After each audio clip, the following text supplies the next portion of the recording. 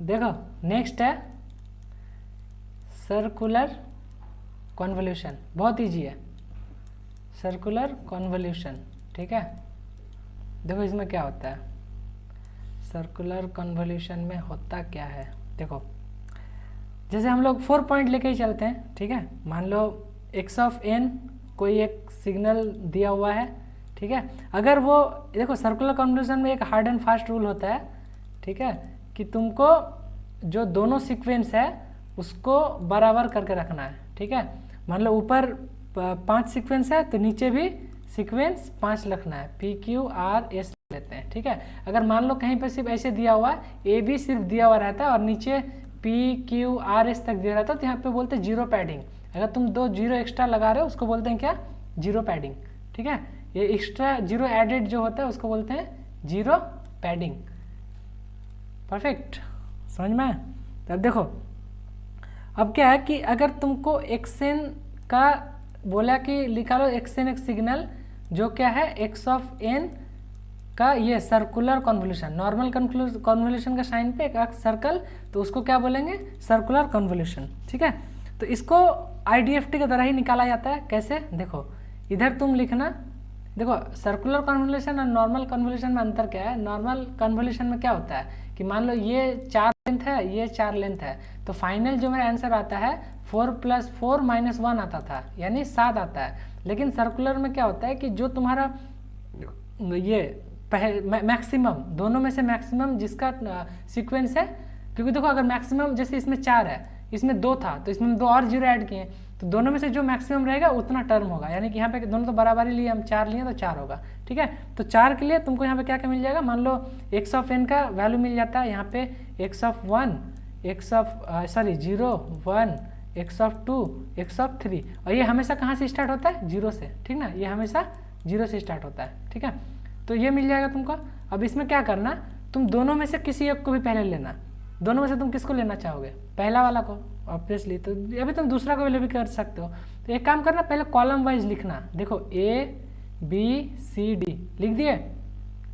अभी जो कॉलम तुमको यहाँ पे मैट्रिक्स करना है, तो ये पहला को n क्रॉस n में लिखना है और दूसरा को क्या रो इंटू कॉलम लिखते हैं ना, तो n इंटू 1 में लिखना है। ठीक ना, तो A B C D लिख दिए। अब D को पकड़ो और ऊपर लेके आ जाओ। ठीक है, D को पकड़ के जैसे ऊपर लेके आओगे तो यहाँ पे D आ गया, और D के बाद फिर क्या है A B C। ठीक है, फिर क्या करो, C को पकड़ो, पकड़ के ऊपर लेके आ जाओ। ऊपर लेके आओगे तो ऊपर क्या बच जाएगा, चल जाएगा C, और C के बाद फिर इसको उसका मैंने इसको खुद के ऊपर लेके जाओगे तो ऊपर से थोड़ा नीचे आ जाएगा, इसको ऊपर लेके जाओगे तो ये थोड़ा नीचे आ जाएगा, तो यहाँ क्या आ जाएगा D A B। और फिर ये तुमको जब तक 4 क्रॉस 4 ना बन जाए, या फिर जो मैक्सिमम टर्म्स है उतना क्रॉस उतना ना बन जाए, उसको करते रहना है। अब तुमको किसको पकड़ोगे, B को, तो B जैसे पकड़ोगे तो क्या बोलोगे B C D A। देखो ये 4 क्रॉस 4 बन गया। अब फिर इसको फिर अगर ऊपर लेके जाते हो तो फिर तो ये आ जाएगा, तो फिर रिपीट होने लगेगा। तो इसको हमको जब तक रिपीट ना हो हमको इसे लिखते रहना है। तो हम ये लिख दिए, तो ये हो गया मेरा। अब इसको किससे मल्टीप्लाई करना है, दूसरा एक्स ऑफ 1 के साथ। तो दूसरा x2 ऑफ n क्या है मेरा, P Q R S। अब इसको लिखो और मैट्रिक्स मल्टीप्लिकेशन सबको आता है, रो में जाओ, कॉलम में रो कॉलम को मल्टीप्लाई करो, ऐड करके लिखते रहो, है ना। ये तुम्हारा पहला मेथड है। ठीक है पहला मेथड। चलो तो पहला मेथड को एक काम करते हैं, हम लोग सॉल्व करते हैं। देखो पहला मेथड से इसको एग्जांपल लेते हैं, लोगे एग्जांपल। चलो जैसे क्वेश्चन लेते हैं x1 ऑफ n। ठीक है, x1 ऑफ n जैसे हम लोग लेते हैं, मान लो 1 2, ठीक है 1 1। ठीक है, सिमिलरली हम क्या लेते हैं x2 ऑफ n।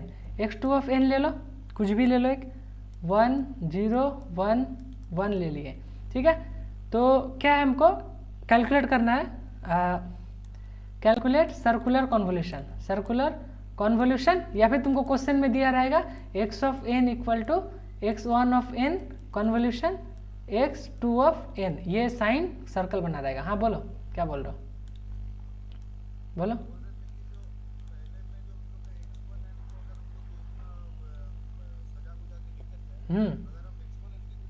हाँ दोनों में से किसी एक को, वो तो हम बोले शुरू में ही। हाँ, तो यहाँ पे क्या है तुम्हारा x ऑफ 0 आएगा, x(1), x(2) और ये तुम्हारा x(3). क्यों? ये 4 पॉइंट का है इसीलिए। जितना पॉइंट का आएगा उतना बढ़ते ही जाता। तो ये मेरा 4 पॉइंट का है। तो सबसे पहले क्या करो, तुम दोनों में से किसको ले लो? चलो हम x2 को ही ले लेते हैं। तुम लोग दूसरा लेके चलो। हम x2 को लेके चल रहे हैं, तुम लोग x1 को लेके चलना। तो देख लो, तो इसको पुट करो 1 फिर 0 फिर 1 फिर 1। अब क्या बोले कि इसको यहाँ पकड़ो और इसको पकड़ के ऊपर लेके जाओ। ऊपर जैसे लेके जाओगे उसके बाद वो शिफ्ट कराते जाओ। तो अब यहाँ पे 1 ऊपर आ गया, ये 1 नीचे आएगा, यहाँ ये 0 नीचे आएगा, यहाँ 0 और ये 1 फिर नीचे आएगा। ठीक है, ये एरो बना हुआ इस टाइप से। ठीक है, फिर क्या करो, इसको पकड़ो और ऊपर लेके जाओ। लेके गए ऊपर, बोलो अब क्या हो जाएगा? यहाँ 1, यहाँ 1, यहाँ 1, यहाँ 0। फिर इसको पकड़ो, इसको पकड़ के इसको ऊपर लेके जाओ। ये क्या आ गया? 0 फिर 1 1 1 हो गया। अब रिपीटेशन चालू। तो और हमको नहीं करना, हम यहाँ पे इसको क्लोज कर देंगे। अब हम ये इसको किसको लिख दिए? अगर हम x2 को लिख दिए तो अब x1 को अंदर लिखो। x1 क्या है? 1 2 1 1। अब मैट्रिक्स मल्टीप्लिकेशन आता है, तुम लोग तो शायद उल्टा लेके चल रहे हो, तो हम पूरा कैलकुलेट करके लिख दे रहे हैं। ठीक है, तो देखो 1 1 1 इधर। हाँ तो देखो चेक करो, हम अभी लिख रहे हैं, तुम लोग चेक करके बताना। तो देखो 1 × 1 1 प्लस 1 × 2 2 प्लस 1 × 1 प्लस लास्ट में 0। तो पहला वैल्यू क्या आ रहा है? पहला वैल्यू 4 आ रहा है। फिर सिमिलरली 0 + 1 0, 1 + 2 + 2, 1 + 1 + 1, 1 + 0 + 0, यानी यहाँ से आ गया 3, है ना? क्या आ रहा है? 3 ना? मैं कुछ गलती कर दिए? कोई 4 बोल रहे थे अभी।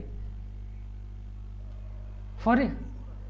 अच्छा, यहाँ पे 1 आएगा ना लास्ट वाला, 1 × 1, तो ये 4 आएगा। 1 × 1 1, 0 × 2 + 0, 1 × 1 + 1, 1 × 1 + 1, तो ये भी 4 आ रहा है शायद। 3 आ रहा है, कहाँ गलती कर दिए? 1 × 1, अच्छा 0, ये 2 वाला 0 है ना, 3 1 है। हाँ, फिर 1 × 1 1, 0 × 1 × 2 2, 0 × 1 + 0 और लास्ट में 1 × 1 1, ये भी आ गया 4। तो तुम्हारा x(n) क्या आ गया? बोलो 4 4 3 4 आया ना? आया? ये तुम्हारा क्या हो गया? Circular convolution. हाँ बोलो। 4 + 3 7 होता है। अरे वो आते हैं उसमें भी, वो वाला भी ले आते हैं। देखो चलो अब एक काम करो, हम लोग थोड़ा सा इसमें मेथड 2 में जाएंगे। ठीक है, मेथड 2, लेकिन हमको ये यूज़ नहीं करना है, बस एक चीज़ समझाना है। देखो लीनियर कन्वोल्यूशन क्या होता है? लीनियर कन्वोल्यूशन अगर मान लो 2 सीक्वेंस दिया रहेगा, x1 और 1, क्या था बोलो ना एक बार वैल्यू? x1 ऑफ n क्या था? शायद 1 2 1 1 था ना, 1 2 1 1 यही था ना। और x2 ऑफ n क्या था? क्या था? 1 0 1 1 यही था। अब लीनियर कन्वोल्यूशन में लोग क्या करते थे? एक ऐसे मैट्रिक्स बनाते थे, इस टाइप से बनाते थे ना, और दोनों को 2 साइड में लिखते थे। मान लो x1 को हम ऊपर लिखे 1 2 1 1 और x2 को हम नीचे लिखे क्या? 1 0 1 1। ठीक है, और इसमें लेंथ क्या होता था? लेंथ होता था दोनों का सम, यानी 4 + 4 - 1, यानी इसमें 7 टर्म होता था।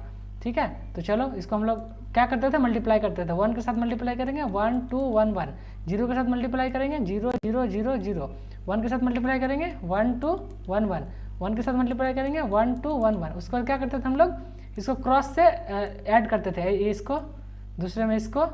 ठीक है, ये 1 ऊपर जाएगा, ये ऊपर के साथ ऐड होगा। ठीक है, ये फिर तुम्हारा ये चारों, फिर ये 3, फिर ये 2 और लास्ट में ये, ऐसे ना हम लोग ऐड करते थे।